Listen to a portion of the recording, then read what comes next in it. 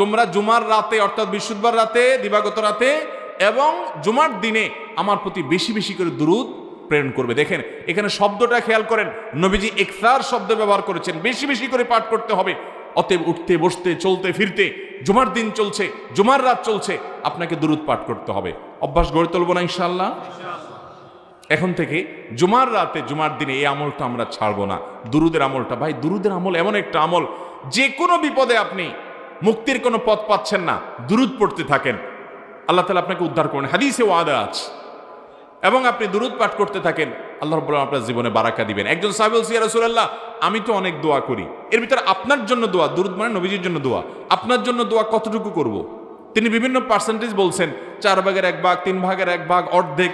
বলতে বলতে তিনি বুঝতে পারছিলেন নবী সাল্লাল্লাহু আলাইহি ওয়াসাল্লাম পুরোপুরি সন্তুষ্ট না। তখন বললেন যে আমার সব দোয়া যদি আপনার জন্য বরাদ্দ করি